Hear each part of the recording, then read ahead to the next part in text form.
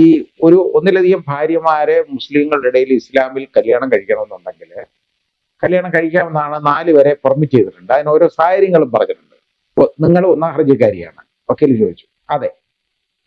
2, 3, 4 ഹർജിക്കാർ നിങ്ങളുടെ മക്കളാണ്, പെൺമക്കളല്ല. നോർമലായിട്ടുള്ള ഒരു സ്ത്രീ ഉള്ളപ്പോ അടുത്ത ഒരു സ്ത്രീയെ കല്യാണം കഴിച്ചിട്ട് പഴയതുപോലല്ല ഈ ആദ്യത്തിന് കൊടുക്കാൻ പറ്റത്തില്ല. ഇപ്പൊ ഇത് വിറ്റാലും ഇറങ്ങുന്നത് തെരുവിലേക്കാണ്. ഈ പെൺകുട്ടികളെ മക്കളാ 3 പ്രായമായ കുഞ്ഞുങ്ങള്, അതിനെയും കൊണ്ടാണ് ഈ ഇറങ്ങുന്നത്. അയ്യോ, അത് ആളും എടുക്കണം. പക്ഷേ ഒരു വിജിലൻസ് എൻക്വയറി ഉണ്ട്. ഞാൻ സഹായിച്ചിട്ടുള്ളതല്ലാതെ ഞാൻ ആരെയും ഉപദ്രവിച്ചിട്ടില്ല. പക്ഷെ ഞാൻ സഹായിച്ചിട്ടുള്ള ആളുകള് പിന്നെ എന്നെ ഉപദ്രവിച്ചിട്ടുണ്ട്. അവിടുത്തെ സ്റ്റാഫിന്റെ എന്ന് പറഞ്ഞാൽ അപര്യാപ്തത വളരെ കടുപ്പമായിരുന്നു, വളരെ കഷ്ടമാണ്. അവിടെ അതായത് ഒരുപാട് പേര് മാനസിക രോഗിയായി മാറിയിട്ടുണ്ട്.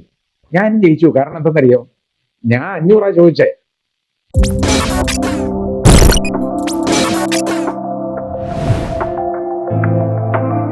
പിന്നെ വേറെ ഒരു മാറ്റർ ഇതുപോലെ വന്നത്, അതായത് മനുഷ്യന്റെ ആ ദയനീയാവസ്ഥ വെളിയിലാക്കുന്ന ഒരു കാര്യം എന്ന് പറയുന്നത്, ഈ മൈനർമാരുടെ വസ്തു എഴുതി വിൽക്കണമെങ്കിൽ മൈനേഴ്സായിട്ട്, അതായത് 18 വയസ്സിന്റെ താഴെയുള്ളവരുടെ വസ്തു, അവരെയും കൂടെ അവകാശമുള്ള വസ്തു വിൽക്കണമെങ്കിൽ ജില്ലാ കോടതിയുടെ അനുവാദം വേണം, വാങ്ങിക്കണം. എന്നാലേ രക്ഷാകർത്താവിന് ഈ വസ്തു വിൽക്കാൻ പറ്റുള്ളൂ. ഇത് ഒരു മുസ്ലിം ഒരാൾ മരിച്ചുപോയി. അപ്പൊ അയാളുടെ ഭാര്യയും മക്കളും കൂടെ ഈ വസ്തു ഇത് വിൽക്കാനുള്ള അനുവാദം കൊടുക്കണം എന്നും പറഞ്ഞു വന്ന ഒരു ഹർജിയാണ്. അപ്പോൾ അത് ജില്ലാ ജഡ്ജിക്കാണ് അവിടെ വരേണ്ടത്. അപ്പൊ ഞാൻ എൻ്റെ അടുത്ത് വന്നു. അത് ഞാൻ കോഴിക്കോടുള്ളപ്പോഴാണ് കേട്ടോ. ആളുകൾ പറയുന്നില്ല എന്നുള്ളേ ഉള്ളൂ. പക്ഷെ അത് മനസ്സിനെ എനിക്ക് വല്ലാതെ ബാധിച്ചിട്ടുള്ളതാണ്. അത് പിൽക്കാലത്ത് എനിക്ക് അതുമൂലം ശല്യം വരെ ഉണ്ടായിട്ടുണ്ട്. കാരണം ഞാൻ ഈ ഒരുപാട് കാര്യങ്ങൾ ഇതിൽ പ്രതികരിക്കാൻ ഇടയായിട്ടുണ്ട്. അപ്പൊ അതൊരു വിഭാഗക്കാരെ അത് വലിയ പ്രശ്നമായിട്ട് മാറ്റിയിട്ട് എടുത്തിട്ടുമുണ്ട്. അപ്പൊ അതിനകത്ത് വന്ന് ഈ നോക്കിയപ്പോ ഇതിൽ വാദികൾ, സാധാരണ അതിലെ വാദികൾ എന്ന് പറയുന്നത്, ഇത് അനുവദിക്കണം എന്ന് പറയുന്നത്, ഈ മൈനർമാരുടെ പേര് എഴുതി വെക്കാനും മേളില് ഈ അമ്മയാണെങ്കിൽ അല്ലെ അച്ഛനാണെങ്കിൽ അച്ഛൻ, ഈ അമ്മ അത് മേളിൽ എഴുതിയിട്ടുണ്ട്. അത് അത് ഹർജിക്കാരി. അപ്പോൾ ഇതിന്റെ വിസ്താരം അങ്ങോട്ട് തുടങ്ങി. ഇത് എളുപ്പമുള്ള ഒരു കാര്യമാണ്. സാധാരണ അതിന് തർക്കം വരാറില്ല. അത് കാരണം കാരണം ഇതിനകത്ത് എതിർകക്ഷികൾ ഒത്തിരി പേരുണ്ട്. ഞാൻ ആലോചിച്ചു, ഇതിനകത്ത് ആരെങ്കിലും പത്രിക കൊടുത്തിട്ടുണ്ടോ? ആരുമില്ല, തർക്കമൊന്നുമില്ല. അപ്പൊ നിങ്ങൾ ഒന്നാം ഹർജിക്കാരിയാണ്, വക്കീൽ ചോദിച്ചു. അതെ. 2, 3, 4 ഹർജിക്കാർ നിങ്ങളുടെ മക്കളാണ്, പെൺമക്കളല്ല. എല്ലാം ഓരോന്നിനും പ്രായം എന്ന് പറയുന്നത്, ഒരെണ്ണത്തിന് ഒരു 14 വയസ്സ്, മറ്റേതിന് 13 വയസ്സ്, ഒരെണ്ണത്തിന് 12 വയസ്സ്, ഇങ്ങനെയാണ്. എന്നിട്ട് ചോദിച്ചു, അത് അടുത്തത് ഈ ഒന്നാം എതിർകക്ഷി എൻ്റെ ഭർത്താവിൻ്റെ ആദ്യ ഭാര്യയാണ് കേട്ടോ. അപ്പോൾ 2, 3, 4 എതിർകക്ഷികൾ എൻ്റെ മരിച്ചുപോയ ഭർത്താവിന് ഒന്നാം എതിർകക്ഷിയിലുണ്ടായ മക്കളാണ് ഈ 2, 3, 4. അടുത്തത് 5ാം എതിർകക്ഷി എൻ്റെ ഭർത്താവിൻ്റെ 2ാം ഭാര്യയാണ്. അതിലും ഇതുപോലെ കുറെ മക്കള് കേട്ടോ. ഇത് 3, 4 എണ്ണം വരെ ഇങ്ങനെ ഈ ഭാര്യമാരുടെ കാര്യം പറഞ്ഞു. അപ്പൊ ഞാൻ വിചാരിച്ചു, ഇവരിങ്ങനെ വരേണ്ട കാര്യമില്ല, വലിയ സമ്പാദ്യം കാണും, അല്ലെങ്കിൽ ഇത്രയും ഭാര്യമാരെ കൊണ്ടു നടക്കാനുള്ള കഴിവില്ലല്ലോ. അപ്പോ ഈ ഒന്നിലധികം ഭാര്യമാരെ മുസ്ലിങ്ങളുടെ ഇടയിൽ ഇസ്ലാമിൽ കല്യാണം കഴിക്കണമെന്നുണ്ടെങ്കിൽ കല്യാണം കഴിക്കാമെന്നാണ് 4 വരെ പെർമിറ്റ് ചെയ്തിട്ടുണ്ട്. അതിന് ഓരോ സാഹചര്യങ്ങളും പറഞ്ഞിട്ടുണ്ട്. പക്ഷെ ഈക്വൽ ആയിട്ട് ഉള്ള ട്രീറ്റ്മെന്റ് ആദ്യത്തെ ഭാര്യയ്ക്ക് അവർക്ക് എന്ത് കൊടുത്തിരുന്നു അതെല്ലാം വീണ്ടും അതുപോലെ കൊടുത്തുകൊണ്ടിരിക്കണം. എല്ലാ കാര്യങ്ങളും നടത്തിക്കൊണ്ടിരിക്കണം. അവരോട് താമസിക്കുന്നതായാലും അവരോടൊപ്പം പക്ഷെ അതൊന്നും അത്ര പോസിബിൾ ആയിട്ടുള്ള കാര്യമല്ല. അതുകൊണ്ടാണ് അത് സ്ട്രിഞ്ചന്റ് ആയിട്ട് പറഞ്ഞേക്കുന്നത്. ചെയ്യാൻ പറ്റുകയല്ല അത്. അതുകൊണ്ടാണ് ഇപ്പോൾ ഈ 2ാമതൊരു പെണ്ണും കെട്ടിയിട്ട് ഈ 1ാം ഭാര്യയുടെ കൂടെ എല്ലാ ദിവസവും പോയി താമസിക്കാൻ പറ്റും. അങ്ങനെ വരത്തില്ല അത്. പക്ഷേ അതിനകത്ത് അങ്ങനെ തന്നെ പോയിക്കൊണ്ടിരിക്കണം എന്ന് നിബന്ധന വെച്ചിട്ടുണ്ട്. അതിന്റെ അർത്ഥം ഇത് അനുവദനീയമാണെങ്കിലും അങ്ങനെ ചെയ്യരുത്. ഇപ്പൊ ഉദാഹരണമായിട്ട് ചിലപ്പോ ഇയാളുടെ ഭാര്യ, ആദ്യത്തെ ഭാര്യ തീവ്രവാദം വന്ന് കിടപ്പായിരിക്കും. അങ്ങനെയൊക്കെ ഒരുപാടുണ്ട്. അപ്പൊ അന്നേരം ഇയാൾ വേറെ 2ാമതൊരു കല്യാണം കഴിക്കും. അങ്ങനെ വരുന്നുടനെ അത് ആദ്യത്തെ ഭാര്യയെ ട്രീറ്റ് ചെയ്തതെല്ലാം വേണ്ടി അതുപോലെ ട്രീറ്റ് ചെയ്യാൻ പറ്റും. അത് അങ്ങനെയുള്ള സാഹചര്യങ്ങൾ ഒഴിച്ച് അല്ലാതെ നോർമലായിട്ടുള്ള ഒരുത്തൻ ഒരു സ്ത്രീ ഉള്ളപ്പോ അടുത്ത ഒരു സ്ത്രീയെ കല്യാണം കഴിച്ചിട്ട് പഴയതുപോലല്ല ഈ ആദ്യത്തിന് കൊടുക്കാൻ പറ്റത്തില്ല. പക്ഷേ ഇങ്ങനെ ചെയ്യുന്നില്ല ആളുകൾ, കല്യാണം കഴിക്കുന്നുണ്ട്. അങ്ങനെ കഴിച്ചതാണ് ഇതെല്ലാം, ഈ പറഞ്ഞതെല്ലാം. അപ്പൊ ഞാൻ വിചാരിച്ചു വലിയ പണക്കാരനായിരിക്കും. ഇങ്ങനെ ഉണ്ടെങ്കിൽ ഈ ഒന്നിലധികം ഭാര്യയെ മെയിൻറ്റെയിൻ ചെയ്യണമെങ്കിൽ വളരെ ബന്ധപ്പാടാണ്, നല്ല സാമ്പത്തികമായിട്ടുള്ള കഴിവുണ്ടായിരിക്കണം ഇത്. അപ്പൊ ഞാൻ വിചാരിച്ചു ഇത് നോക്കി, അവസാനം നോക്കിയപ്പോ എന്തെന്നറിയോ, ആ വസ്തുവിന്റെ അളവ് 2.5 സെന്റാണ് ഈ വസ്തു ഇവന്റെ പേരിലുള്ളത്. അപ്പൊ അതിനകത്തൊരു ചെറിയ ചെറ്റക്കുടിലുണ്ട്, ഓല മേഞ്ഞ ഒരു കുടില്. അത് പൊളിഞ്ഞു പോയി, അത് ഇനി നന്നാക്കാൻ പറ്റത്തില്ല. അപ്പൊ ഈ വസ്തു ഒന്ന് വിറ്റിട്ട് അവിടെ ഒരു പണയത്തിന് എടുക്കുന്ന ഒരു ഏർപ്പാടുണ്ട് അവിടെ. അത് ഇതിന്റെ ഈ വസ്തുവിന്റെ വില കിട്ടും, അത് കൊടുത്ത് എവിടെങ്കിലും കൊടുത്ത പണയമായിട്ട് കൊടുത്തു കഴിഞ്ഞാൽ ആ വീട്ടിൽ താമസിക്കാം, കയറി കിടക്കാം, കുഴപ്പമില്ല, താമസിക്കാം, വാടക കൊടുക്കണ്ട. അവസാനം അതിൽ നിന്ന് ഇറങ്ങി പോകുമ്പോൾ കോണ്ടാക്ട് വരുമ്പോൾ ഈ പണവും കിട്ടും തിരികെ. അങ്ങനെ ഒരു സിസ്റ്റം ഉണ്ട് ഇവിടെ ഇപ്പോൾ തുടങ്ങിയിട്ടുണ്ട്. അത് ആദ്യം കോഴിക്കോട് തുടങ്ങിയിട്ടിരുന്നു, നേരത്തെ ഉണ്ടായിരുന്നു. അന്നൊന്നും ഞാനിത് കേട്ടിട്ടില്ല, ആദ്യമായിട്ട് കേൾക്കുകയാണ്. അപ്പോ അതിനുവേണ്ടി എന്തെന്നറിയോ, ഇവർ ഈ ഭാര്യമാര് എല്ലാം ഇതിന്റെ ഇച്ചിരി കടുക്ക കമ്മലോ അതൊക്കെ ഉണ്ട്. ഇത് ജോലിക്കൊക്കെ മാനുവൽ ലേബറിന് പോകുന്നതാണ് ഈ സ്ത്രീ, അങ്ങനെ ഈ കുഞ്ഞുങ്ങളെ പോറ്റുന്നത്. അപ്പൊ അവര് ഇതിന്റെ ഈ കടുക്കനും അതും ഇതും എല്ലാം വിറ്റും ഒക്കെ കഷ്ടപ്പെട്ട് ഓരോരുത്തർക്കും 1000-2000 രൂപ വെച്ചൊക്കെ കൊടുത്ത് അവരുടെ എല്ലാം കയ്യിൽ നിന്ന് അവരുടെ അവകാശം ഒഴിഞ്ഞെഴുതി വാങ്ങിച്ചിട്ടുണ്ട്. എന്നിട്ട് ഈ 5 ഭാര്യമാരുള്ള എവനെന്താ നീ ചത്തുപോയി, ഈ 2.5 സെന്റിന് ജന്മയാണവൻ, 5 ഭാര്യയാണ് അങ്ങനെ. അപ്പൊ ഇത് കേട്ട് ഞാൻ ഞെട്ടിപ്പോയി, ഞാൻ വിഷമിച്ചു പോയി. ഇത് ഞാൻ ഇത് അനുവദിച്ചില്ല, അല്ലെങ്കിൽ ഇത് കിട്ടിയില്ലെങ്കിൽ എന്താണെന്നറിയോ, ഇവർ ഈ കുഞ്ഞുങ്ങളെ കൊണ്ട് തെരുവിലോട്ട് ഇറങ്ങേണ്ടതാണ്. ഇപ്പൊ ഇത് വിറ്റാലും ഇറങ്ങുന്നത് തെരുവിലേക്കാണ്. ഈ പെൺകുട്ടികളെ, മക്കളാ 3 പ്രായമായ കുഞ്ഞുങ്ങള്, അതിനെ കൊണ്ടാണ് ഈ ഇറങ്ങുന്നത്. അപ്പൊ അത് ഇങ്ങനെയുള്ള ഒരുപാട് കാര്യങ്ങളുണ്ട്. അപ്പൊ ഇത് ഞാൻ ഒരിക്കലും ഒന്ന് പ്രതികരിക്കാൻ ഇടയായി ഇതിന്. കാരണം ഇങ്ങനെ ഈ ഒന്നിലധികം വിവാഹം കഴിക്കുന്നതിനെതിരെ പ്രതികരിക്കാൻ ഇടയായപ്പോൾ ഒരുപാട് പേര് വലിയ കോലാഹലങ്ങളും ബഹളമായിട്ട് ഇറങ്ങി. കുറെ നാളുണ്ടായിരുന്നു, ഇപ്പൊ അതൊക്കെ മാറി. കാരണം എൻ്റെ കാഴ്ചപ്പാടിൽ വ്യത്യാസമൊന്നുമില്ല, അത് ചെയ്യാൻ പാടില്ലെന്ന് തന്നെയാണ് എൻ്റെ കാഴ്ചപ്പാട്, അത് തന്നെയാണ്. അപ്പൊ അത് ഇങ്ങനെയുള്ള ബുദ്ധിമുട്ടുകൾ നമ്മൾ ഇതിനകത്ത്, ഞാൻ പറഞ്ഞില്ലേ, തമാശയായിട്ടുള്ള കാര്യങ്ങളും കാണും, അതേപോലെ തന്നെ വളരെ സ്ട്രെയിഞ്ച് ആയിട്ടുള്ള കാര്യങ്ങൾ നമ്മൾ കാണും, നമുക്ക് മനസ്സിനെ വിഷമിപ്പിക്കുന്ന കാര്യങ്ങൾ കാണും. അപ്പൊ എനിക്ക് ഇതിനായിട്ട് എൻ്റെ ഈ ഒപ്പീനിയൻ രൂപപ്പെടാൻ തന്നെ ഈ കേസ് ഒരു വലിയ കാരണമായിട്ടുണ്ട്. കാരണം ഞാനിത് നേരിട്ട് കണ്ടതാണ്. നമ്മൾ നേരിട്ടൊരു കാര്യം കാണുമ്പോൾ പിന്നെ അതിനനുസരിച്ച് നമുക്ക് മുമ്പോട്ട് നീങ്ങാനേ നമുക്ക് തോന്നുള്ളൂ, അല്ലാതെ നമുക്ക് അതുമായിട്ട് ഒത്തുപോകാൻ നമ്മളെ കൊണ്ട് പറ്റത്തില്ല. അങ്ങനെ ഒരു കാര്യമുണ്ട്. ഇതുപോലായിരുന്നു, അതായത് ഈ ഔദ്യോഗിക ജീവിതം യഥാർത്ഥത്തിൽ ജില്ലാ സെഷൻസിയായിട്ടുള്ളത് അങ്ങനെ ഉണ്ടായിരുന്നു. അപ്പൊ അത് ധാരാളം കേസുകൾ, ഒരുപാട് കേസുകൾ തീർക്കാനുള്ള ഒരു ഇട വന്നിട്ടുണ്ട്. തീർത്തിട്ട് ഒരുപാട് കേസുകൾ ഡിസ്പോസ് ചെയ്തിട്ടുണ്ട്.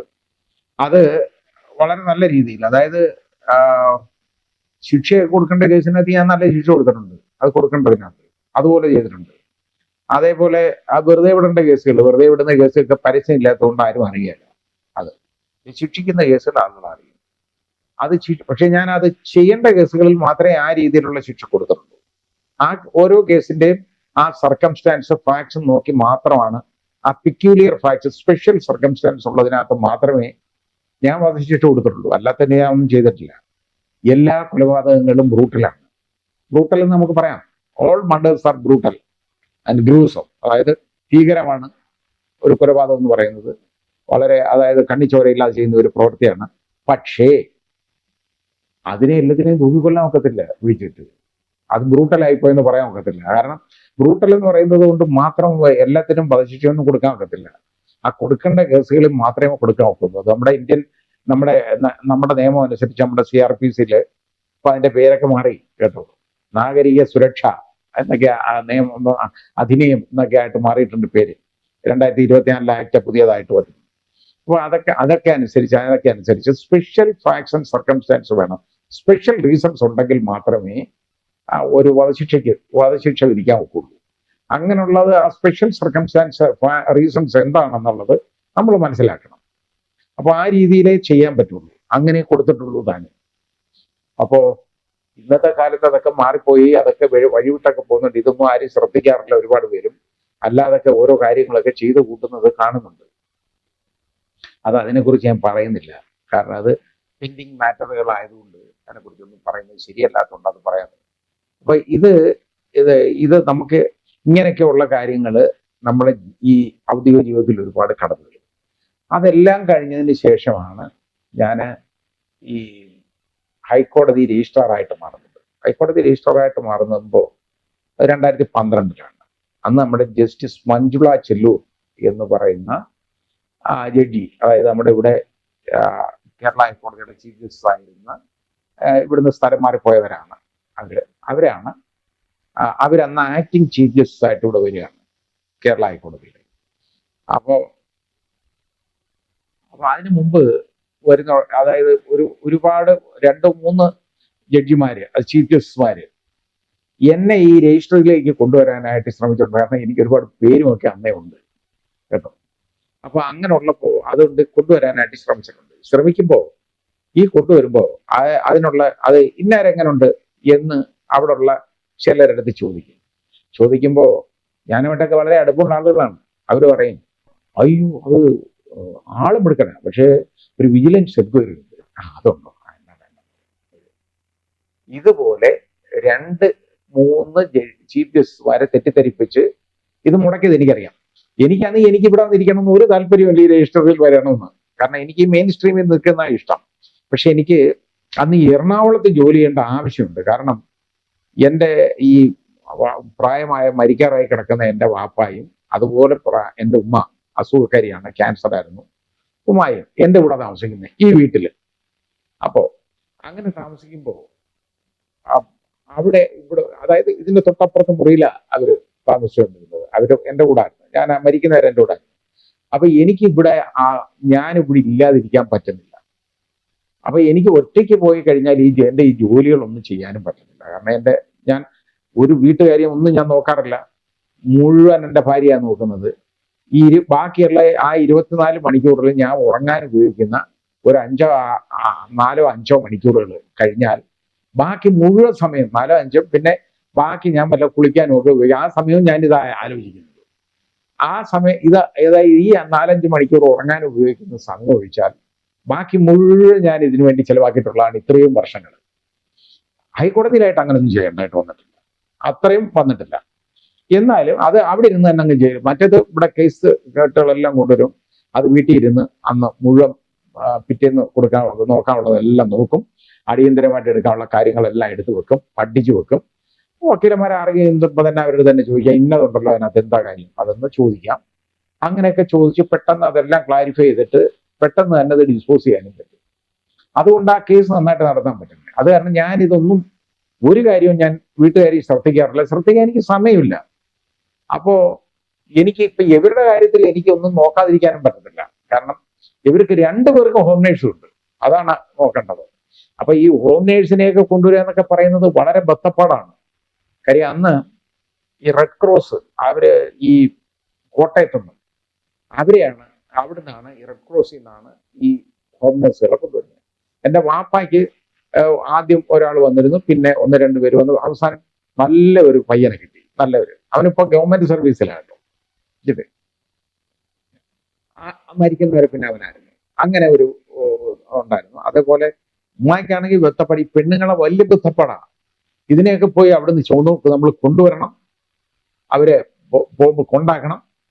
പിന്നെ അവർക്ക് ഒരുപാട് വ്യവസ്ഥകളുണ്ട്. ഈ ഫ്രിഡ്ജ് വെച്ചൊന്നും ആഹാരമൊന്നും അവർക്ക് ചൂടാക്കി കൊടുക്കാൻ പാടില്ല. അവർക്ക് അതാ സമയങ്ങളിൽ തന്നെ നമ്മൾ വെച്ച് കൊടുത്തോണം, പ്രൊവൈഡ് ചെയ്തോണം ആഹാരം. അവരെ കൊണ്ട് വേറെ പണികൾ അതങ്ങനെ നമ്മൾ ചെയ്യിപ്പിക്കത്തില്ല. ഇവരുടെ ഈ രോഗിയുടെ കാര്യം നോക്കുന്നതല്ലാതെ അവരെ ആഹാരം കഴിക്കും, അവരെ കൊണ്ട് ഒരു ജോലിയും നമ്മൾ ചെയ്യിപ്പിക്കാൻ പാടില്ല വേറെ. ശരിയാണ്, അങ്ങനെ ഒന്നും ഞങ്ങൾ ചെയ്യിപ്പിച്ചിട്ടില്ല. പക്ഷെ ചില പെൺകുട്ടികൾ അങ്ങനെ വന്ന് നിൽക്കുമ്പോൾ അവർ സ്വമേധയാ പോയി കറക്കിയരിഞ്ഞു കൊടുക്കുകയൊക്കെ ചെയ്തിട്ടുണ്ട് കേട്ടോ. അതൊന്നും പറഞ്ഞിട്ടല്ല, അവർ ചെന്ന് ഈ എൻ്റെ വൈഫുമായിട്ടുള്ള അടുപ്പം കൊണ്ട് ചെന്ന് ചെയ്ത് കൊടുത്തിട്ടുള്ളവരും ഉണ്ട്. ശല്യക്കാരും ഒരുപാടുണ്ട്. വലിയ ബുദ്ധിമുട്ടാണ്, ഇതിനെയൊക്കെ കൊണ്ടു നടക്കാൻ വലിയ പാടാണ്. അങ്ങനെ അപ്പോൾ ഞങ്ങൾ ഇവിടെ ഇല്ലാതിരിക്കാൻ പറ്റത്തില്ല. അങ്ങനെ ഒരു ബുദ്ധിമുട്ട് വന്നു. അതുകൊണ്ടാണ് എനിക്ക് എറണാകുളം ആവശ്യം വന്നത്. അങ്ങനെയുള്ളപ്പോൾ ഈ രജിസ്റ്ററിലെ കാണുമ്പോൾ ട്രാൻസ്ഫർ ഇല്ല. അതുകൊണ്ട് മാത്രമാണ് ഞാൻ അങ്ങനെ വിചാരിച്ചിട്ടുള്ളത്. പക്ഷെ അതെല്ലാം ഈ പറയുന്ന പോലെ ഒരു 2-3 പേര് ചേർന്ന് മുടക്കി കൈ തന്നിട്ടുണ്ട് കേട്ടോ. അവസാനം ഇതേപോലെ ജസ്റ്റിസ് മഞ്ജുള ചെല്ലൂർ വന്നു.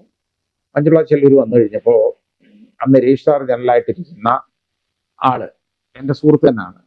അദ്ദേഹത്തിന് എൻ്റെ പേര് ഒക്കെ റെക്കമെൻഡായി. കാരണം ഞങ്ങളുടെ അതേ എൻ്റെ ലിസ്റ്റിലുള്ള എൻ്റെ അതേ ബാച്ചാണ്, എന്നെ കഴിയ ഒരു 3 പേരുടെ മുമ്പിലാണ്. അദ്ദേഹത്തിന് ഹൈക്കോടതിയിലേക്കുള്ള ഈ എലിവേഷൻ്റെ ഇതൊക്കെ ആയി, ചാൻസ് ഒക്കെ ആയി കഴിഞ്ഞപ്പോൾ അവിടെ ആ വേക്കൻസി വരും. അപ്പോൾ ഇവര് അടുത്ത് ഒന്നും അറിഞ്ഞുകൂടാ, എനിക്ക് അറിയത്തേ ഇല്ല. കാരണം എനിക്കൊരു പരിചയമില്ല. അപ്പൊ ഈ ജസ്റ്റിസ് മഞ്ജുള ചെല്ലൂർ വന്നിടെയാണ്. അപ്പൊ എൻ്റെ രണ്ടാമത്തെ മകളുടെ കല്യാണം അത് വിളിക്കാം. അപ്പൊ ഞാനിവിടെ എറണാകുളം ജില്ലാറ്റിയായിട്ടിരിക്കുകയാണ്. അത് വിളിക്കാനായിട്ട് ഞാനും വൈഫും കൂടെ അവരെ ഇൻവൈറ്റ് ചെയ്യാനായിട്ട്, ചീഫിനെ ഇൻവൈറ്റ് ചെയ്യാനായിട്ട് പോയി. ആക്ടിങ് ചീഫാണ്. ഇൻവൈറ്റ് ചെയ്യാൻ പോയപ്പോൾ അവര് എൻ്റെ അടുത്ത്, അന്നാണ് എന്നെ അവർ ആദ്യമായിട്ട് നേരിട്ട് കാണുന്നത്, അല്ലാതെ കണ്ടത്. അതിന് മുമ്പ് ഞാൻ എനിക്ക് ബൊക്കെ കൊടുക്കാൻ പോയിരുന്നു. കാരണം അങ്ങനെ കൺവെൻഷൻ ഉണ്ട്, ഈ എറണാകുളം ജില്ലാ CJM കൂടെ പോവും ചീഫ് പുതിയതായിട്ട് വരുമ്പോൾ. അങ്ങനെ പോയിട്ടുണ്ട്. അതല്ലാതെ പിന്നെ എന്നെ ആദ്യമായിട്ടാണ് കാണുന്നത്. അപ്പോൾ കണ്ടപ്പോൾ കാര്യങ്ങളൊക്കെ ചോദിച്ചു. വളരെ വളരെ അടുപ്പമായിരുന്നു എന്നൂടെ. അത് എൻ്റെ വൈഫുമായിട്ടും വളരെ പിന്നെ വലിയ കമ്പനിയായി തമ്മിൽ. ഇത് കഴിഞ്ഞ് അപ്പോൾ എൻ്റെ അടുത്ത് പറഞ്ഞു, I'm bringing you to the registry, എന്നെ രജിസ്ട്രിയിലേക്ക് കൊണ്ടുവരിക എന്ന് പറഞ്ഞു. അപ്പോൾ ഞാനങ്ങ് ഞെട്ടിപ്പോയി. കാരണം ഇത് ഞാൻ അറിയുന്ന കാര്യമല്ല. അപ്പോൾ എൻ്റെ മദർ എൻ്റെ കൂടെ ഉണ്ട്. ഫാദർ അപ്പോഴത്തേക്ക് മരിച്ചുപോയി. ഞാൻ തൃശ്ശൂർ ഇരിക്കുമ്പോൾ തന്നെ ഫാദർ മരിച്ചുപോയി. അപ്പോൾ മദറുണ്ട്. മദർ വളരെ വയ്യാതെ കിടക്കുകയാണ്, ഇതുപോലെ ബെഡ് റിഡനാണ്. അപ്പൊ ഇത് ഞാനൊന്നും പറഞ്ഞില്ല അതിന്. പക്ഷേ അത് പിന്നെ ഞാൻ അറിയുന്നത്, ഇതേപോലെ എന്നെ കൊണ്ടുവരുന്ന കാര്യം മനസ്സിലാക്കിയപ്പോൾ ഇതിനകത്ത് എന്നെ ഇങ്ങനെ ശല്യം ചെയ്തിരുന്നുകൊണ്ട് രണ്ടുപേര് പറഞ്ഞ് ഇതുപോലെ ഒരു വിജിലൻസ് എൻക്വയറി ഉണ്ടെന്ന് പറഞ്ഞു എൻ്റെ അടുത്ത്. എനിക്ക് എതിരെ ഉണ്ടെന്ന് പറഞ്ഞു. ഓക്കെ, ബ്രിങ് ദാറ്റ് ഫയൽ എന്ന് പറഞ്ഞാൽ ഫയലിംഗ് കൊണ്ടുവരാൻ പറഞ്ഞത്. സാധാരണ ഉള്ളത് ഇത് കേൾക്കുമ്പോൾ അവർ പിന്നെ ശ്രദ്ധിക്കത്തില്ല. ഞാൻ ഫയൽ കൊണ്ടുവരാൻ പറഞ്ഞു. പിന്നെ ഫയൽ കൊണ്ടുവന്നില്ല. അപ്പൊ ഇവരിതങ്ങ് മറന്നു പോയല്ലോ എന്നുള്ള ധാരണയാണ് ഈ പറഞ്ഞ ആളുകൾ. പിറ്റേന്ന് അത് ചോദിച്ചു, where is that file relating to command ഭാഷ വിജിലൻസ് എൻക്വയറി ഫയൽ? മാഡം അത് നോക്കിക്കൊണ്ടിരിക്കുക, ഇതുവരെ കിട്ടിയില്ല, അത് ട്രേസ് ഔട്ട് ചെയ്ത് ഉടനെ തരാം. Okay, I want it today, എനിക്ക് ഇന്ന് തന്നെ കിട്ടണമെന്ന് പറഞ്ഞു. വൈകുന്നേരം നോക്കി, വൈകുന്നേരം ഒന്നുമില്ല, വരുന്നില്ല. അപ്പൊ അവർ പോകാൻ നേരത്ത് അവരിത് മറക്കത്തില്ല, അങ്ങനെയുള്ള ഒരാളാണ്. അവര് ഈ ആളുകളെ വിളിച്ചിട്ട് ചോദിച്ചു, where is that file? Madam, it was a mistake, ഒരു മിസ്റ്റേക്കാണ്, there is no such enquiry at all. Enquiry ഇല്ല.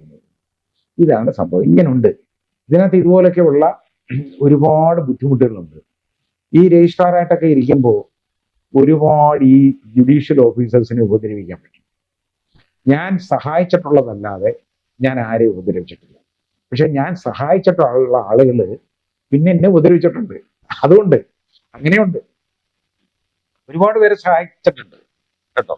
അത് ഈ ജുഡീഷ്യൽ ഓഫീസേഴ്സിനെ, കാരണം അവർക്ക് വേണ്ടി പറയാൻ പലപ്പോഴും ആരും കാണത്തില്ല. അവർക്കെതിരെ സ്വമേധയായിട്ടുള്ള ചില മാറ്റർ അങ്ങോട്ട് വരുന്ന ഉടനെ ഇവിടെ അവർക്ക് ആരെടുത്തും പോയി പറയാനോ കാണാനോ ഇല്ല കേട്ടോ. ഹൈക്കോടതി ജഡ്ജിമാരെന്നൊക്കെ പറയുന്ന വലിയ ആളുകളാണ്. ഈ പാവങ്ങൾ താഴെയുള്ള ജുഡീഷ്യൽ ഓഫീസേഴ്സിന് അവരുടെ അടുത്തൊന്നും ആക്സസ് ഇല്ല, ചെല്ലാൻ പാടില്ല എന്ന് പറയും.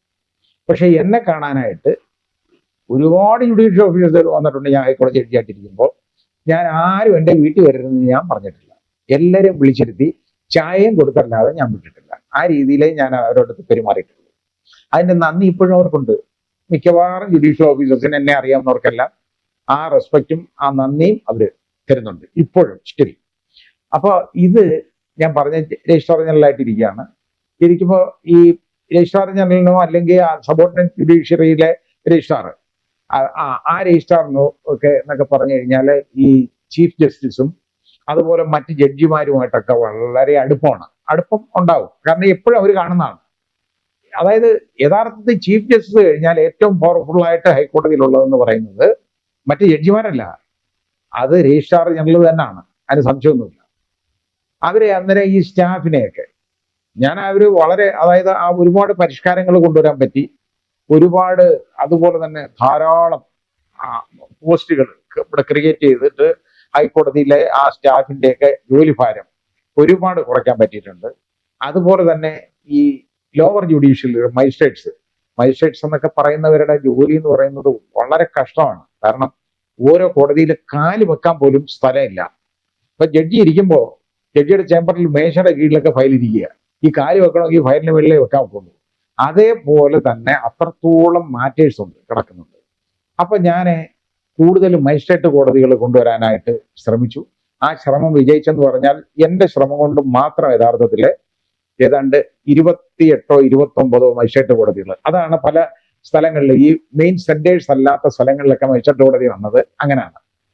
അപ്പൊ ഞാൻ ഇതുപോലെ ഒരുപാട് ഇടത്ത്, അതിപ്പോ കാക്കനാട് അങ്ങനെയുള്ള ഇവിടൊക്കെ, അതായത് എറണാകുളത്ത് വരുന്നത് ഇപ്പൊ ഇവിടെ സ്ഥലം ഇല്ലെങ്കിൽ വേറെ ഒരു സ്ഥലത്ത് കണ്ടുപിടിക്കാൻ പറയും. അപ്പൊ ബാറുകാർ പോയി അവർക്ക് ഇഷ്ടമുള്ള ഒരു സ്ഥലമൊക്കെ നോക്കി കണ്ടുപിടിച്ചൊക്കെ കൊണ്ടുവരും അവർ. അങ്ങനെ ചെയ്യിപ്പിക്കാൻ പറ്റിയിട്ടുണ്ട്, അങ്ങനെ ചെയ്തിട്ടുണ്ട്. പിന്നെ അതേപോലെ തന്നെ അവിടുത്തെ സ്റ്റാഫിന്റെ എന്ന് പറഞ്ഞാൽ അപര്യാപ്തത വളരെ കടുപ്പമായിരുന്നു, വളരെ കഷ്ടമാണ്. അവിടെ അതായത് ഒരുപാട് പേര് മാനസിക രോഗിയായി മാറിയിട്ടുണ്ട്. കാരണം ഈ ജോലിയുടെ ഭാരം കൊണ്ട് അവർക്ക് ഒരു നിവൃത്തിയില്ല, അവർക്ക് ഏൽപ്പിക്കുന്ന ജോലി ചെയ്തു തീർക്കാൻ പറ്റത്തില്ല. അങ്ങനെ വരുന്നുണ്ടെ അവര് ഒരുപാട് പേർക്ക് അത് വളരെ ബുദ്ധിമുട്ടാണ് സ്റ്റാഫിനൊക്കെ. അങ്ങനെ വന്നപ്പോൾ അവരുടെ അസോസിയേഷൻ, ഈ ക്രിമിനൽ അതായത് ഈ സ്റ്റാഫിന്റെ അസോസിയേഷൻ, അവര് എൻ്റെ അടുത്ത് വന്നിട്ട് പറഞ്ഞു ഇങ്ങനെയാണ് ഈ പ്രശ്നം ഇതാണ്. അപ്പൊ എനിക്ക് കാര്യം മനസ്സിലായി, എനിക്ക് നേരത്തെ തന്നെ അറിയാതാണെന്ന് ബുദ്ധിമുട്ടുണ്ടെന്ന്. അപ്പൊ ഞാൻ പറഞ്ഞു ഞാൻ ഒന്ന് ആലോചിക്കട്ടെ, നമുക്ക് വേണ്ടത് ചെയ്യാം എന്ന് പറഞ്ഞപ്പോ അങ്ങനെ ഈ ചീഫ് ജസ്റ്റിസും അതേപോലെ തന്നെ രജിസ്ട്രാർ ജനറലും ഒരു ഭാഗത്തും പിന്നെ നമ്മുടെ മുഖ്യമന്ത്രിയും ഫൈനാൻസ് മിനിസ്റ്ററും ലോ മിനിസ്റ്ററും ഒരു ഭാഗത്തുമായിട്ട് ഒരു മീറ്റിംഗ് ഉണ്ട്. സാധാരണ എല്ലാ വർഷവും നടക്കുന്നതാണ്. അങ്ങനെയുള്ള ഒരു മീറ്റിംഗ് അറേഞ്ച് ചെയ്യണം എന്ന് എൻ്റെ അടുത്ത് ചീഫ് ജസ്റ്റിസ് പറഞ്ഞു. അപ്പൊ മീറ്റിംഗ് അറേഞ്ച് ചെയ്യുമ്പോൾ തിരുവനന്തപുരത്ത് രാജ്ഭവനിൽ വെച്ചാണ് മീറ്റിംഗ്, അവിടുത്തെ കോൺഫറൻസ് ഹാളിലാണ്. ഞാൻ വിചാരിച്ചു ശരി നമുക്ക് ചെയ്യാം. അപ്പം ഞാൻ പറഞ്ഞു കുറെ പ്രോബ്ലംസ് ഉണ്ട്, ലോവർ ജുഡീഷ്യറിലൊക്കെ ഇങ്ങനെ ബുദ്ധിമുട്ടുണ്ട്. ഞാനത് അപ്പൊ എൻ്റെ അടുത്ത് ഒരു നോട്ട് ഒന്ന് പുട്ടപ്പ് ചെയ്യാൻ പറഞ്ഞു, ഇത് എന്തൊക്കെയാണ് വേണ്ടതെന്നൊക്കെ. അപ്പൊ ഞാൻ പറഞ്ഞു മജിസ്ട്രേറ്റ് കോടതിയിൽ ഏറ്റവും കുറഞ്ഞത് ഇമ്മീഡിയറ്റ് ആയിട്ട് ഒരു 500 സ്റ്റാഫിനെ ക്ലാർക്കന്മാരെ കിട്ടണം, അല്ലാതെ ഒരു രക്ഷയില്ല, ഇത് മുമ്പോട്ട് നീങ്ങാൻ പറ്റത്തില്ല സിസ്റ്റം എന്നുള്ള.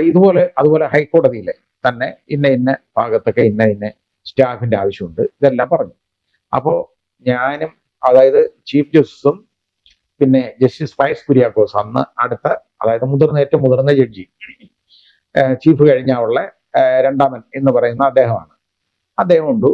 പിന്നെ അതേപോലെ തന്നെ ഞാൻ എൻ്റെ കൂടെയുള്ള രജിസ്ട്രാർ, മറ്റേ സബോർഡിനേറ്റ് ജുഡീഷ്യറിന്റെ രജിസ്ട്രാർ ഉണ്ട്. പിന്നെ ഹൈക്കോടതിയിലെ സ്റ്റാഫ്, ഒരു മുതിർന്ന ഒരു 2-3 സ്റ്റാഫ്, അഡ്വക്കേറ്റ് ജനറൽ, ഇത്രയും പേര്, അന്ന് ശ്രീ ദണ്ഡമണിയായിരുന്നു ഉണ്ട് ഞങ്ങളൊരു ഭാഗത്ത്. അതേപോലെ തന്നെ മന്ത്രിമാര്, ചീഫ് മിനിസ്റ്ററും, അന്ന് ശ്രീ ഉമ്മൻചാണ്ടിയാണ് ചീഫ് മിനിസ്റ്റർ, പിന്നെ Shri KM Mani finance minister, അതുപോലെ തന്നെ പിന്നെ ശ്രീ തിരുവഞ്ചൂർ രാധാകൃഷ്ണൻ, അദ്ദേഹം ആണ്. ഈ 3 പേരാണ് ഈ ഗവൺമെന്റിനെ പ്രതിനിധീകരിച്ച് ഉള്ളത്. അവരുടെ ഭാഗം തന്നെയാണ് അഡ്വക്കേറ്റ് ജനറലും ഞങ്ങളുടെ കൂടെ ആണെങ്കിൽ പോലും. ഇത് പിന്നെ ചീഫ് സെക്രട്ടറി, ഇപ്പൊ ഫൈനാൻസ് സെക്രട്ടറി, ഇവരുണ്ട്. അപ്പൊ ഇത്രയും പേര്, ലോ സെക്രട്ടറി, ഇത്രയും പേരുണ്ട് അവിടെ. അപ്പൊ ഇരുന്നപ്പോ ഞാൻ പറഞ്ഞു ഇതുപോലെ. ഇപ്പൊ എൻ്റെ അടുത്ത് ഇങ്ങനെ പറഞ്ഞു, അവര് ഇത്രയും പേര് ഡയസിൽ ഇരിക്കുകയാണ് അപ്പുറത്ത്, ഞങ്ങളിവിടെ പ്രത്യേകം 2 സൈഡായിട്ട് ഇങ്ങനെ ഇരിക്കുകയാണ്. ഞാൻ പറഞ്ഞു അപ്പൊ എന്റെ വാറണ്ട് ഓഫ് അപ്പോയിന്റ്മെന്റ് വരാൻ പോവുകയാണ്, അതായത് ഹൈക്കോടതി ജഡ്ജിയായിട്ട് മാറാനുള്ള വാറണ്ട് ഓഫ് അപ്പോയിന്റ്മെന്റ് എന്നാണ് പറയുന്നത്, അത് വരാൻ പോവുകയാണ്. അവിടെ വാറണ്ട് ഒപ്പിടാനായിട്ട് പ്രസിഡന്റ് അടുത്ത് പോയേക്കുന്ന ദിവസമാണ് ഇത് പറഞ്ഞ ദിവസം. അപ്പൊ ഞാൻ പറഞ്ഞു ഇങ്ങനെ കുറെ ബുദ്ധിമുട്ടുകളുണ്ട്, ഇതിനകത്ത് ഏറ്റവും വലിയ ബുദ്ധിമുട്ട്, ഞാൻ ഹൈക്കോടതിയിലെ സ്റ്റാഫിന്റെ കാര്യം ഞാൻ പറഞ്ഞു, ഏറ്റവും വലിയ ബുദ്ധിമുട്ട് ലോവർ ജുഡീഷ്യറിലുള്ളത് ഇതുപോലെ മജിസ്ട്രേറ്റ് കോടതിയിലെ ക്ലാർക്കന്മാരുടെ എണ്ണം കുറവാണ്. ഓരോ കോടതിയിലും ഒരു ഇതുപോലെ മൊത്തം സ്റ്റാഫിന്റെ സ്ട്രെങ്ത് കൂട്ടാതെ ഒരു നിവൃത്തിയില്ല എന്ന് പറഞ്ഞു കഴിഞ്ഞപ്പം എൻ്റെ അടുത്ത് ചീഫ് മിനിസ്റ്റർ ശ്രീ ഉമ്മൻചാണ്ടി അദ്ദേഹം എൻ്റെ അടുത്ത് ഇങ്ങനെ ആംഗ്യം ചോദിച്ചു, എത്ര പേര് വേണമെന്ന് ചോദിച്ചു. ഇങ്ങനെ ഇപ്പൊ ചർച്ച എവിടെ നടക്കുന്നുണ്ടോ, അപ്പോൾ ഇവരൊക്കെ ആലോചിക്കുന്നുണ്ട്. പിന്നെ ശ്രീ KM മാണി തട്ട് എതിർക്കുകയാണ്, പറ്റത്തില്ല, ഒരു രക്ഷയില്ല എന്ന് പറഞ്ഞു. കൂട്ടാൻ ഒക്കത്തില്ല സ്റ്റാഫിന്റെ എണ്ണം, അപ്പൊ വേണമെന്ന് പറഞ്ഞു. ഞാൻ പറഞ്ഞു അങ്ങനെ ഇല്ലാതെ പറ്റുകയില്ല, കാരണം അപ്പൊ അതിന് സുപ്രീം കോടതിയിൽ എന്നാൽ ഒരു കേസ് വരെ കിടക്കുകയാണ്, ഗവൺമെന്റ് കക്ഷിയായിട്ട് കൊടുത്തേക്കുക. കാരണം ആ ഡയറക്ഷൻ കൊണ്ട് സ്റ്റാഫിന്റെ സ്ട്രെങ്ത് കൂട്ടാനുള്ളതിന്റെ കേസ് അവിടെ കിടക്കുക. അപ്പൊ ഞാൻ പറഞ്ഞു എന്ന് ഞാൻ പറഞ്ഞു പറ്റത്തില്ല എന്ന് പറഞ്ഞു. അത് പറ്റത്തില്ല എന്ന് പറഞ്ഞു.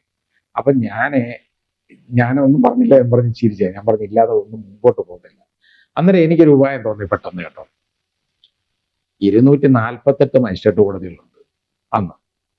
ഞാൻ പറഞ്ഞു വേണ്ട, ഒരു മജിസ്ട്രേറ്റ് കോടതിക്ക് 2 ക്ലാർക്കും LD ക്ലർക്കന്മാര്, അവരാണല്ലോ ചെറുതാണ്, 2 LD ക്ലർക്കിനെ കിട്ടിയാൽ എന്ന് പറഞ്ഞു. അത് മതിയെന്ന് പറഞ്ഞു. എല്ലാവർക്കും അങ്ങ് സമ്മതമായി എല്ലാവർക്കും. ഞാനും ജയിച്ചു. കാരണം എന്തെന്നറിയോ, ഞാൻ 500 ചോദിച്ചേ. ഇപ്പൊ 248 മജിസ്ട്രേറ്റ് കോടതികൾക്ക് എത്ര പേരെ കിട്ടും? ഇത്രയും പേരെ കിട്ടും. അതുകൊണ്ട് എനിക്ക് വളരെ സന്തോഷമായി, എല്ലാവർക്കും സന്തോഷമായി. ഞാൻ ചോദിച്ചത് തന്നെ എനിക്ക് കിട്ടി എന്നുള്ളതാണ് വന്നത്. അങ്ങനെ അത് ചെയ്തു തന്നിട്ടുണ്ട് കേട്ടോ. അത് ശ്രീ ഉമ്മൻചാണ്ടിയാണ് അതിനെ വളരെ ഇങ്ങനെയുള്ള കാര്യങ്ങളിൽ വളരെ നല്ല രീതിയിലാണ് അദ്ദേഹം പ്രവർത്തിച്ചിട്ടുള്ളത്. അത് വളരെ നന്ദിയോടുകൂടിയേ നമുക്ക് സ്മരിക്കാൻ പറ്റുള്ളൂ. കാര്യം അങ്ങനെ എല്ലാവരും ഇതുപോലെ നിന്നു തരത്തില്ല ഇത്. അപ്പൊ ഞാൻ അവിടുന്ന് അത് തീരുന്നതിന് മുമ്പ് തന്നെ, അതായത് ഈ മീറ്റിംഗ് തീരുന്നതിന് മുമ്പ് തന്നെ മെസ്സേജ് വന്നു, എൻ്റെ വാറണ്ട് ഓഫ് അപ്പോയിന്റ്മെന്റ് ആയി, വാറണ്ട് ഒപ്പിട്ടു എന്ന് മെസ്സേജ് വന്നു. അവരൊക്കെ എന്നെ കൺഗ്രാജുലേറ്റ് ചെയ്താണെന്ന് ആ മീറ്റിംഗ് തീരുന്നത്. അങ്ങനെ വന്നിട്ട് ഒരുപാട് കാര്യം അന്ന് ചെയ്യാൻ പറ്റിയിരുന്നു. രജിസ്ട്രാർ ജനറലായിട്ടിരുന്നപ്പോൾ ഒരുപാട് പുരോഗമനം ഹൈക്കോടതി കൊണ്ടുവരാൻ പറ്റി. സ്റ്റാഫിന് ഒരുപാട് നല്ല കാര്യങ്ങൾ ചെയ്തു കൊടുക്കാൻ പറ്റി. ലോവർ ജുഡീഷ്യൽ ഒരുപാട് നല്ല കാര്യങ്ങൾ ചെയ്യാൻ പറ്റി. അങ്ങനെയൊക്കെ ഉള്ളൊരു നല്ലൊരു കാലമായിരുന്നു കേട്ടോ. എന്നിട്ട് ഞാൻ ജുഡീഷ്യൽ, അതായത് ഇപ്പൊ ഈ ഒരു ജഡ്ജ്മെന്റ് എഴുതുന്ന ജോലിയിൽ നിന്ന് ഞാൻ കുറച്ച് നാളത്തേക്ക്, ഇത് ഏതാണ്ട് 9 മാസം എങ്ങാണ്ടേ ഉള്ളായിരുന്നു ഞാൻ രജിസ്ട്രാർ ജനറലായിട്ട്. പക്ഷെ ആ 9 മാസം ഉണ്ടെങ്കിലും ഇപ്പോഴും അതെല്ലാവരും അവർ പറയും ഒരു ഗോൾഡൻ പീരീഡ് ആയിരുന്നു എന്നെല്ലാവരും പറയാറുണ്ട്. പിന്നെ അത് ചിലപ്പോ ചില പ്രശ്നങ്ങളൊക്കെ വന്നിട്ടുണ്ട്. കാരണം ഇവിടെ ഈ രജിസ്ട്രാർ ജനറലായിട്ടിലേക്ക് ഞാൻ പോകാൻ നേരത്ത് എന്നെ ഒരുപാട് പേര് പിന്തിരിപ്പിക്കാൻ ശ്രമിച്ചിട്ടുണ്ട്. കാരണം ഇത് വളരെ ബുദ്ധിമുട്ടാണുള്ള ജോലിയാണ്. പോരെങ്കിലും എനിക്ക് പെട്ടെന്ന് എലിവേഷൻ കിട്ടാൻ പോകുന്ന ഒരു സമയമാണ്. ആ സമയത്ത് ഒരു ഉപദ്രവം പിടിച്ചു വെക്കേണ്ട കാര്യമുണ്ടോ? കാരണം ആരെങ്കിലുമായിട്ട് പ്രശ്നം ഉണ്ടാവും. പോരെങ്കിൽ എൻ്റെ സ്വഭാവം അനുസരിച്ച് ഈ ജഡ്ജിമാരുമായിട്ട് അത് പ്രശ്നം ഉണ്ടാവും എന്നുള്ള ഒരു രീതി അവര് കുറെ പേര് എൻ്റെ അടുത്ത് പറഞ്ഞു തന്നു. അത് ആരാകെ പറഞ്ഞെന്ന് ഞാൻ പറയുന്നില്ല. എന്നെ പാതിരാത്രി പോലും വിളിച്ചു പറഞ്ഞിട്ടുണ്ട്, അത് പോകേണ്ട കാര്യമുണ്ടോ എന്ന് ചോദിച്ചിട്ടുണ്ട്. പക്ഷെ ഞാൻ എനിക്ക് നിർബന്ധമൊന്നുമില്ല. പക്ഷെ എൻ്റെ അടുത്ത് ഒരു ജോലി തന്നു പോകണമെന്ന് പറഞ്ഞ് ഞാൻ വിളിച്ചാൽ പോകും. ഞാൻ അങ്ങോട്ട് പോയി ചോദിച്ചാൽ പോകത്തില്ല എന്ന് പറഞ്ഞാണ് ഞാൻ ഇതിന് പോയിട്ടുള്ളത്. ഞാൻ ചോദിച്ചിട്ടുള്ളത് അല്ലത് ഒന്നുമല്ല. അന്ന് എനിക്ക് ആവശ്യമില്ല. കാരണം അന്നിപ്പോ എറണാകുളം ജില്ലാ ജഡ്ജിയായിട്ടിരിക്കുകയാണ്. എൻ്റെ മദർ, ഞാൻ ആ സമയത്ത് നോക്കുമ്പോൾ ഈ രജിസ്ട്രാർ ജനറലായിട്ടിരിക്കുമ്പോൾ 1 വർഷത്തിൽ കൂടുതൽ എൻ്റെ മദർ ജീവിച്ചിരിക്കത്തില്ല. ആ ഡോക്ടേഴ്സ് ഒക്കെ പറഞ്ഞേക്കുന്നതാണ്. അപ്പൊ പിന്നെ എനിക്ക് അതുവരെ മദറിനെ നന്നായിട്ട് നോക്കണം എന്നുള്ളതല്ലാതെ എനിക്ക് വേറെ ഒന്നുമില്ല, ഒരു കാര്യവും. അപ്പൊ അത് കൊണ്ട് എന്നിട്ട് ഞാൻ പറഞ്ഞു ഞാൻ ഇങ്ങനെ പോയി. പക്ഷെ എനിക്ക് ഈ ജഡ്ജിമാരുമായിട്ടൊന്നും എതിർക്കേണ്ടതായിട്ട് വന്നിട്ടില്ല, ഒന്നും പ്രശ്നം അതായിട്ട് വന്നിട്ടില്ല. പിന്നെ എന്നെ അറിയാം ഇവർക്കൊക്കെ ഒരുമാതിരി. കാരണം ഞാൻ ആരുടെ മുമ്പിലും ഇങ്ങനെ ആവശ്യമില്ലാതെ തല ഉനിക്കാറുമില്ല, ആരുടെയും കാല് പിടിക്കാറുമില്ല. എനിക്ക് അതിന്റെ ആവശ്യം വന്നിട്ടില്ല, ഒന്നിനും വന്നിട്ടില്ല. അതുകൊണ്ട് ഞാൻ ബോൾഡായിട്ടേ നിന്നിട്ടുള്ളൂ. അതുപോലെ തന്നെ അവരെനിക്ക് ആ രീതിയിലുള്ള പെരുമാറ്റം എൻ്റെ നിന്ന് കിട്ടിയിട്ടുണ്ട്. പിന്നെ ഒരിക്കൽ മാത്രം ഒരു ജഡ്ജിയുടെ അവിടെ ഏതാണ്ട് അത് കറണ്ട് ഇല്ലായിരുന്നു കേട്ടോ, ഇലക്ട്രിസിറ്റി ഫെയിലറായി. അപ്പൊ അതിനൊക്കെ വേറെ ആളുണ്ട്, ഞാനൊന്നും എല്ലാതും നോക്കുന്നുണ്ട്.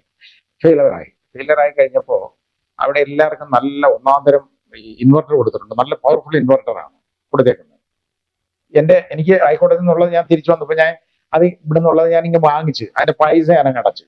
അതിപ്പോഴായി ഈ അടുത്ത സമയത്ത് അത് ചീത്തയായി. അപ്പൊ അത്രയും നാള് അത് ഏതാണ്ട് 9 വർഷം 10 വർഷം അത് വർക്ക് ചെയ്തതാണ് നന്നായിട്ട്.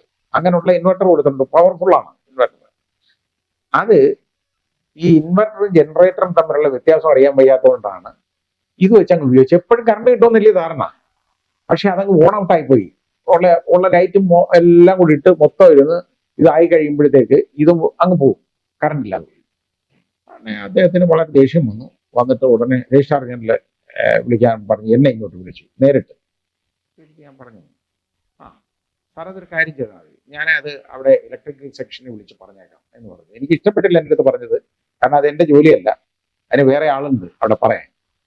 അപ്പം ഉടനെ കുറെ കഴിഞ്ഞ് ഞാൻ അന്നേരം അവിടെ വിളിച്ച് ഞാൻ പറഞ്ഞു, ഈ സെക്ഷനിലേക്ക് ഞാൻ വിളിച്ച് അതിന്റെ ഉദ്യോഗസ്ഥൻ്റെ അടുത്ത് പറഞ്ഞ് ഇങ്ങനെ ഉണ്ട്, ശരിയാക്കണം എന്ന് പറഞ്ഞു.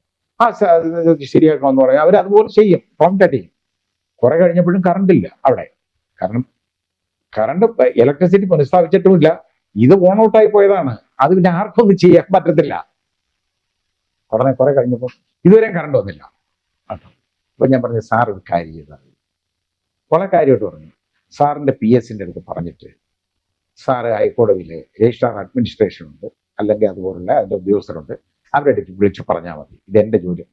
അതെങ്ങനെ രജിസ്ട്രാർ ജനറൽ? ഞാൻ പറഞ്ഞത് എന്റെ ജോലിയല്ല, എനിക്ക് സൗകര്യപ്പെടുത്തില്ല ഇങ്ങനെയുള്ള ജോലിയാണ്, അതുകൊണ്ട് എൻ്റെ അടുത്ത് ഇങ്ങനെയുള്ളതൊന്നും പറയരുതെന്നായി ഞാൻ പറഞ്ഞു. പക്ഷെ അത് പറഞ്ഞെങ്കിൽ അത് ശരിയാണ്. പിന്നെ എന്നെ വിളിച്ചിട്ടുമില്ല, ഒന്നുമില്ല.